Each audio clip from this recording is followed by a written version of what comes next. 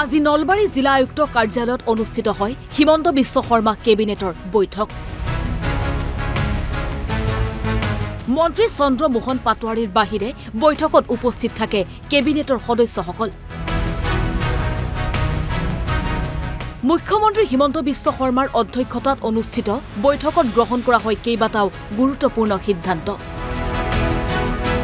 Bike চালকৰ বাবে সকাহ, জৰিমনাৰ ক্ষেত্ৰত বিশেষ ৰেহাই, কেৱল হেলমেট পৰিধান নকৰিলেহে হ'ব জৰিমনা, আন কাৰণত জৰিমনা বিহিব নোৱাৰিব বাইক চালকক, জৰিমনা নিবিহিলেও আইনী ব্যৱস্থা লোৱা হ'ব, টেম্পু ৰিক্সা চালকৰ বাবেও জৰিমনাৰ ৰেহাই, 4বাৰ আইন উলংঘা কৰিলেহে হ'ব জৰিমনা। হেলমেটৰ ক্ষেত্ৰত কোনো ৰেহাই নাই, কাৰণ মানুহৰ এইবাৰ আপোনালোকে চালে দেখিব যে এক্সিডেণ্টৰ কেছ কমি কমি অসমত আহি আছে আৰু বহুত এক্সিডেণ্ট কমি গৈছে আৰু বহুত মাক বাপেকে আমাক আশীৰ্বাদ দিছে। গতিকে হেলমেটত ফাইন থাকিবই। মই কোনটো ফাইন নলওঁ বুলি কৈছোঁ, এই পলিউশ্যন, কিবা এক্সপায়াৰী, অমুক তমুক যিবিলাক সৰু সুৰা কথাত এটা এফেক্ট হয়, তেওঁলোকক আইনী ব্যৱস্থা ল'লে হ'ল। ফাইনক বাদ দি আইনী ব্যৱস্থা বহুত আছে। গতিকে ফাইনটো মই নল'ব কৈছোঁ। আৰু ৰিক্সাৱালা, অটো ৰিক্সা, এওঁলোকক মই ফাইন নল'ব কৈছোঁ। 4বাৰ ৱাৰ্ণিং দিয়াৰ পিছতো যদি নামানে 5 নম্বৰ বাৰ ফাইন ল'ব। 4বাৰ আমি ৱাৰ্ণিং দিব খুজিছোঁ। সৰ্বশিক্ষা অভিযানৰ শিক্ষকসকলৰ বাবে সুখবৰ আনিলে কেবিনেটে। SSA শিক্ষকৰ বাবে 35,000 পদ সৃষ্টি কৰা হ'ব।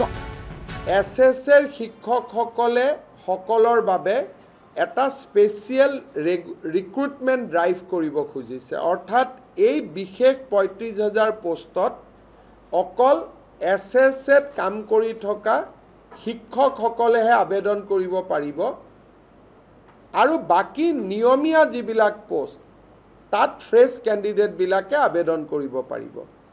এই 35,000 শিক্ষকে SSAৰ পৰা আহি চৰকাৰত সোমোৱাৰ লগে লগে সৰ্বশিক্ষা অভিযানত 35,000 পোষ্ট বিলুপ্তি হ'ব। নলবাৰীৰ বাবে কেবিনেটত বিশেষ ঘোষণা। 350 OBB শিক্ষকৰ বাবে আশাৰ বতৰা। আত্মনিৰ্ভৰ আঁচনিত অন্তৰ্ভুক্ত কৰা হ'ব OBB শিক্ষকসকলক। 4টা ধৰ্মীয় স্থানক 3 কোটিকৈ অনুদানৰ সিদ্ধান্ত।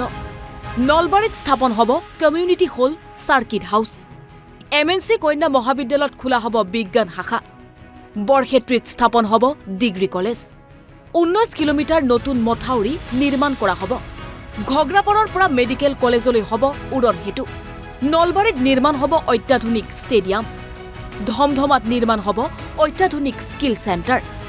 আমি নলবাৰীৰ এই 344জন ব্যক্তিক আনিবৰ বাবে আমি সিদ্ধান্ত লৈছোঁ। তেওঁলোকে এই বছৰৰ ভিতৰতে 30 ছেপ্টেম্বৰত এই পুঁজি আমি বিতৰণ কৰাৰ সিদ্ধান্ত লৈছোঁ। গতিকে 30 ছেপ্টেম্বৰত নলবাৰীৰ এই ব্যক্তিসকলে চৰকাৰৰ পৰা এটা আৰ্থিক সাহায্য লাভ কৰিবলৈ সক্ষম হ'ব।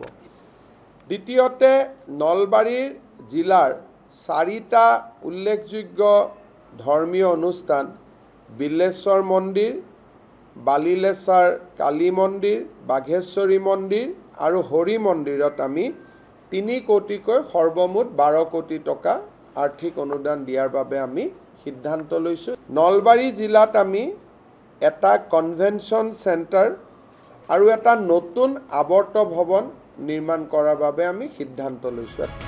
শিলচৰত হোৱা কেবিনেটত আলোচনা মৰ্মে কৰিমগঞ্জ আৰু হাইলাকান্দিৰ বাবে খোৱাপানীৰ 2টা প্ৰকল্প আজি কেবিনেটে অনুমোদন জনাইছে। আজাৰত এটা সভাগৃহ আৰু ডিব্ৰুগড়ত ইস্কনক ভূমি আবণ্টনতো অনুমোদন জনাইছে কেবিনেটে। ভিডিঅ' জাৰ্নেলিষ্ট মনমোহনৰ সহযোগত নলবাৰীৰ পৰা চন্দন শৰ্মাৰ সৈতে জুনজ্যোতি দত্ত বৰা, NB নিউজ।